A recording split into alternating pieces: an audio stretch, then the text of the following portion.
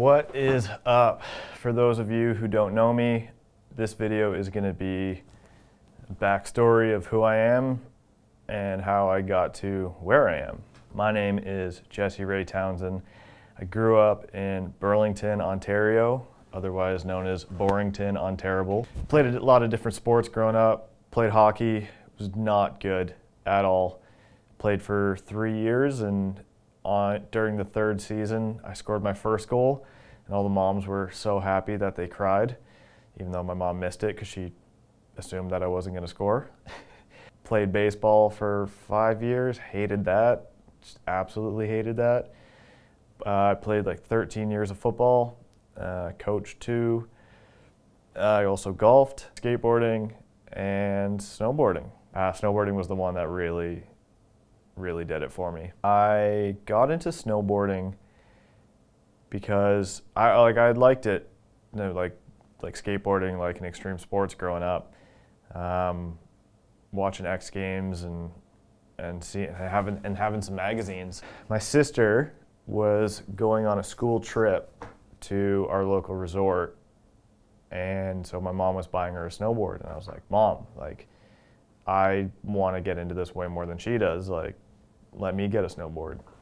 So she took us to Sport Check and got us our first setups. So my first board was a Rage Flying Devil.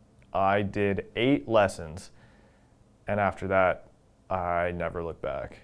Also at the time, like, I think lessons were like just being introduced, and didn't think they were cool. So after 8 lessons, I was like, I'm not taking lessons again. I'm too cool for that. Where I probably should have just stuck in with lessons, looking back. And also too, it was at the time where, even though this was a true twin board, my feet were both angled in one direction. And yeah. So my home resorts were Glen Eden. Gotta love Glen Eden. Glen Eden was a garbage dump that got converted into a ski resort, if I'm not mistaken. It's 125 meters of vertical, I think. That was the one that was closest. It was like 30-minute drive. So like on weekends, just go there. Yeah, it's pretty hard to progress riding that resort. The other big resort, our big resorts were Mount St. Louis and Blue Mountain. And yeah, growing up, I'd only go like 1 or 2 times a season there, because my parents weren't really into the whole winter sport thing and driving a couple hours to the resort.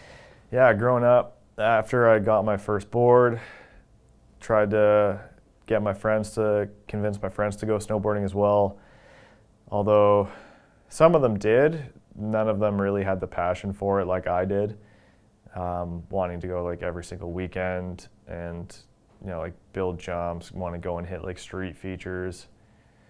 So that was kind of hard growing up with that, which I think really affected my snowboarding. That in the sense of like having that crew to let you like always want to go and like film and like push each other and whatnot. I never really had that growing up, so a lot of the time I rode by myself. And I was a pretty shy kid, so I never, like, at the resort, I never like really talked to anybody, like tried to make friends that way, although I probably should have. Yeah, so my first snowboard was the Rage Flying Devil, and then after that I had some Ride snowboard with like a luchador on it, and then I like what I consider is like my first like real snowboard.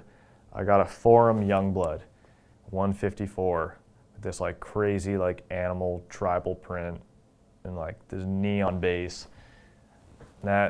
So gutted when I broke that board. I took it into a skate park during the winter and I clipped a ledge and it just blew up.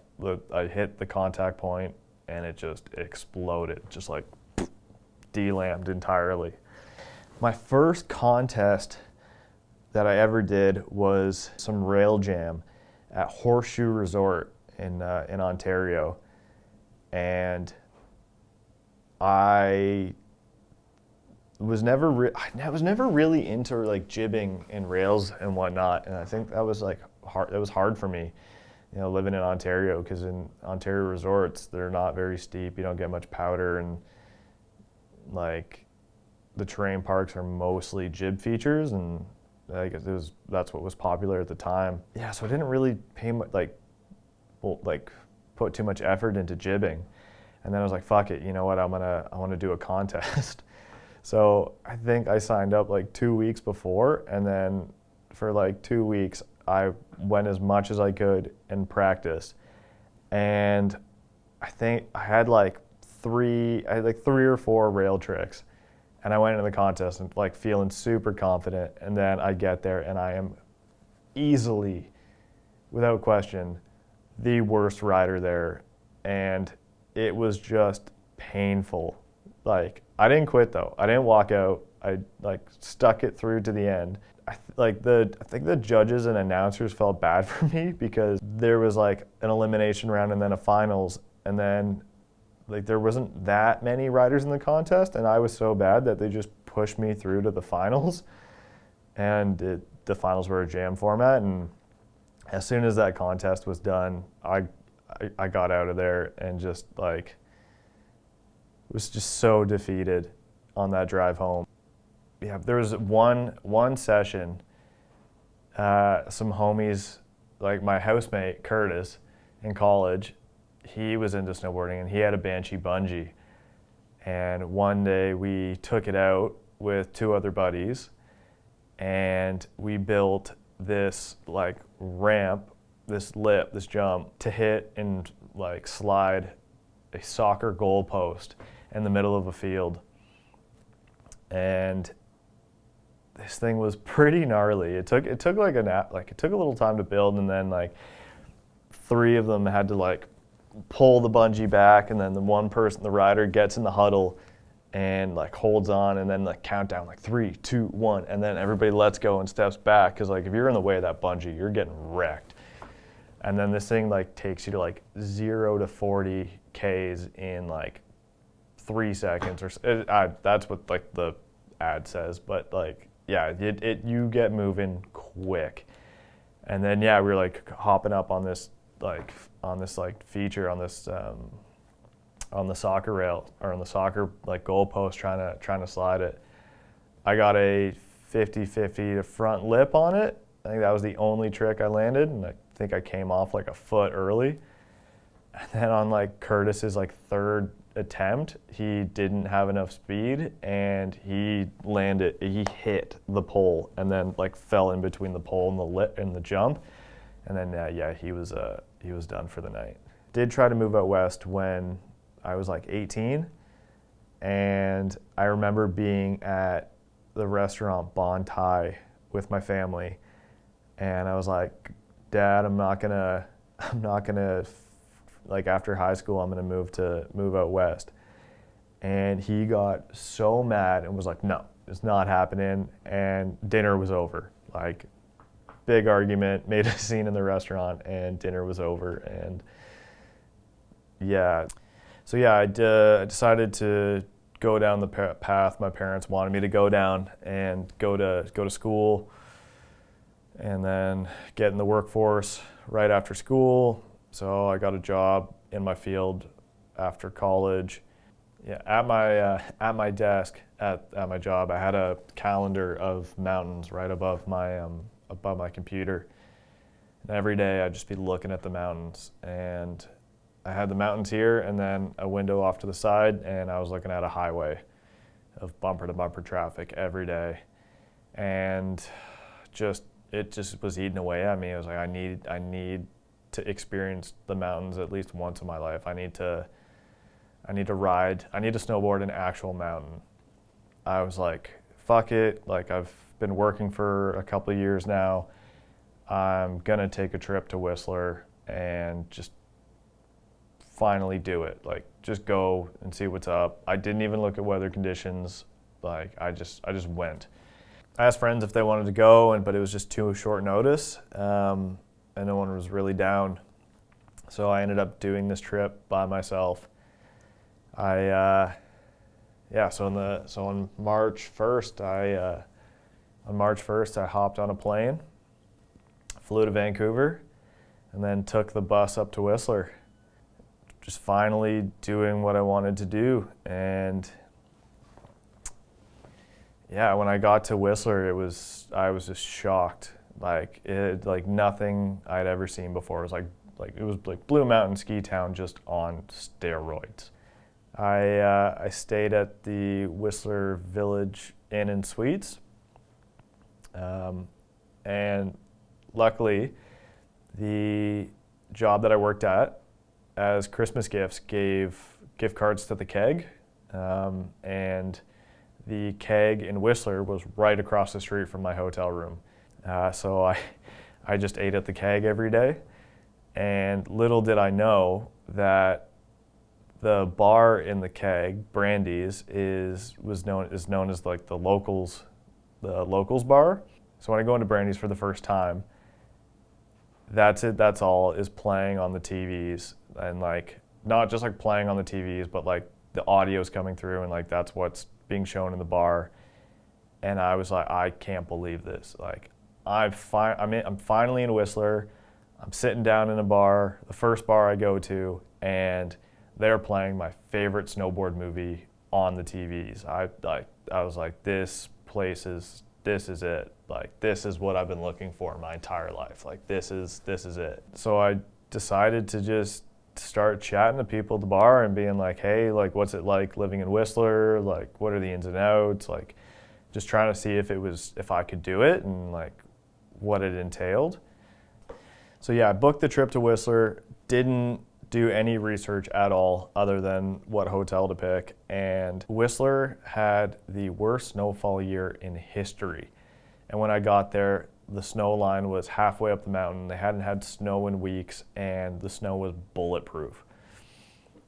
But like just ripping around, I knew that if it snowed here, it would be phenomenal. Like I was looking at terrain that I'd never seen before, that I couldn't believe that you could just go anywhere and like ride this. Like you didn't have to stick to like a specific run. Like you could just do whatever you wanted, and it was just that was so eye-opening for me. First mountain I went up was Blackcomb, and I went right to the top and rode 7th, and it was a life-changing experience because I knew I couldn't ride anything else. Like that terrain was just it was a game changer, legit game changer. One of the days I was in Roundhouse up on Whistler having lunch, and I look over my shoulder and there's DCP, and I was like, holy shit, there's DCP. I can't believe it. The pros are actually here. Like I knew pros rode in Whistler, but I didn't think they actually rode the resort. I thought they just rode backcountry. And I like text my friends. I'm like, guys, like DCP's here. And because my friends aren't as into snowboarding as I am, they're like, who's DCP? And I'm like, oh man, like do your research. Like he's a legend. Like I couldn't believe it. I was shocked.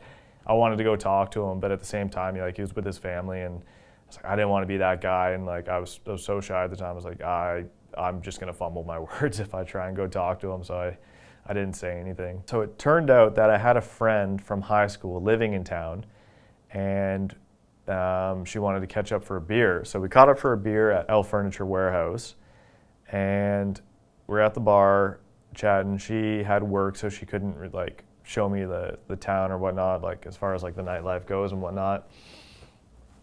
But she's like, if you want to party tonight, go and talk to that guy. And I look across the courtyard, and there's a dude standing on rocks with a shirt that says, ask me about the party. And she's like, go talk to him. He's my friend. So I go up to the guy, and I was like, hey, like this person just told me to come talk to you about partying, like what's up? And buddy's name is Scott, legend. He runs a pub crawl, and we got to chatting. He's from Ontario too, and then just asking him about like living in Whistler and whatnot, and then after chatting with him, I really felt that I could do it, and that I really wanted to do it. And then I went on the pub crawl 2 nights in a row. But there were the last 2 nights that I was in Whistler, and I was definitely still drunk by the time I got to the airport and on the plane. And I felt bad for everybody because I just knew I reeked of alcohol, and I was just sat there and I was like, I just need to watch movies and just get this flight over with, get me home. I get back to Ontario, and as soon as I land in Toronto and just smell the pollution and just the hustle and bustle of the city, I was like, no, I can't do this. I gotta move out. So I spent the next few months saving up money. And then in August, I gave my employer 1 month notice that I was leaving. And I moved here on August 31st of 2015, a few months after the trip. So I land in Vancouver. I get on the bus to take me to Whistler. At this point in time, I have no job and no accommodation. While on the bus, I messaged somebody on the Whistler housing group, and they're like, yeah, like, I've got a place for you. It's only for a month, but you can have it. We'll meet at Starbucks right when you get off the bus. So I'm like, perfect, like the stars are aligning. This is amazing. Get off the bus, person's waiting there for me. We throw my bags in her van, go to the house. I'm like, put the bags down, get chatting, and then she's like, yeah, like, I think you're awesome, but I need to okay it with my boyfriend first before, like, we give you the room. And I'm like, are you kidding me?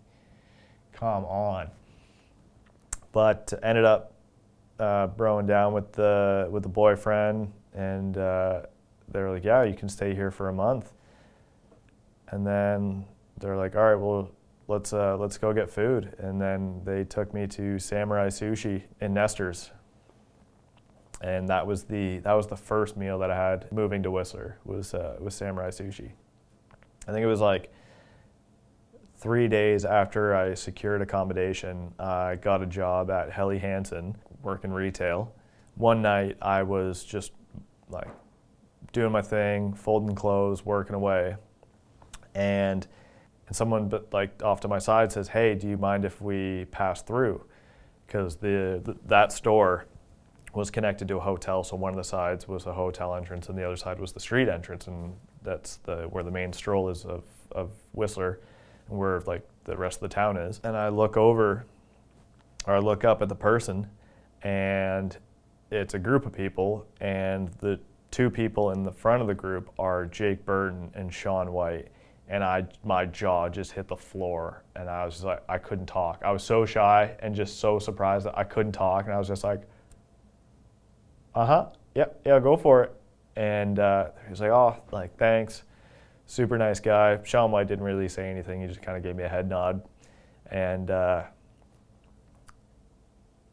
I still to this day, I'm blown away by that experience. Like, I didn't really meet him, but yeah, I just moved to Whistler and I met Sean White and Jake Burton. I knew I made the right decision. Like, the stars were aligning, and that was just such a rad experience. Yeah, after I quit Helly Hansen and then started working at Billabong. Worked there for like 1.5 years, I think. I also was working part-time at Buffalo Bills as a bouncer while working at Billabong. So the second place that I moved into, the landlord ended up being Nev Lapwood, the owner of Snowboard Addiction.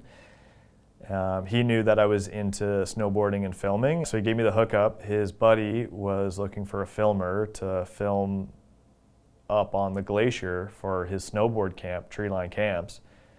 And I was like, yeah, I'll do it. So I did it. I filmed a couple edits in exchange for food and free passes up there. Also part of it, I had to, in the mornings, I had to help dig the features. So the first spring in Whistler, I'm a digger up on the glacier, and thought that was rad. I actually didn't know this, but like when I got up on the glacier and looked over, there was another camp up there. It was a lot bigger, and I look at the sign and it's Camp of Champions. And I was like, holy shit, like I totally forgot Camp of Champs was up here. And like, it was just such like a far-fetched, like not even a far-fetched, it was such like unattainable thing as a kid. Like my parents were gonna send me to Camp of Champs. And I just like totally forgot about it. And like, there's this camp where all the pros are, and like I'm looking at it with my own eyes, and I was like, this is fucking rad. I didn't sneak in. I wish I did, because it ended up being the last year that Camp of Champs ran. But I still feel pretty fortunate that I got to see it with my own eyes, like the last year that it was there. Another cool little tidbit or like experience that I had when I first moved to Whistler, I'm standing in line at guest services waiting to get my pass, just minding my own business, looking around, and then I look behind me, and like a few people back, I see someone that I recognize. I'm like, holy shit, that's Devin Walsh. And I was just like, oh my gosh, like he's a legend, like absolute fucking legend. And like he's behind me getting his pass at Whistler. Like it was crazy. It's just crazy to me that like pros are just walking around and there's normal people. Like these are my heroes growing up, and they're just walking around doing their own thing. Like I'm just amongst it, a part of it now. And like, just, I knew, just like, yeah, just crazy experience. Like as soon as I moved here and like got the gist of, like as soon as I moved here, I knew I was home. Like I knew this was where I want to be for the rest of my life. Like the experiences that I've had, like, and just where things have gone, like I wouldn't trade it for anything. Like I'm just loving pushing myself in my snowboarding as far as I can. Like I'm just having so much fun seeing how far I can take it and where it's going, and like just so appreciative of all of the experiences that I've gotten from it, and like who I've met and the friends that I've met, and relationships and like work and whatnot. And yeah, like honestly, like following my dreams and just saying fuck it, I'm going to this place, I'm taking the trip, I'm moving here. Like definitely changed my life for the better. And I wish I'd moved here when I was younger, but I'm just trying to take full advantage of it while I'm here now. I mean, like hindsight's a bitch, but yeah, not just trying to take advantage of what I have in front of me and just try and live it to the fullest. Thanks for watching. If you could like the video and subscribe, it'd be greatly appreciated. And it's greatly appreciated that you've watched this, so thank you, and stay tuned for more adventures.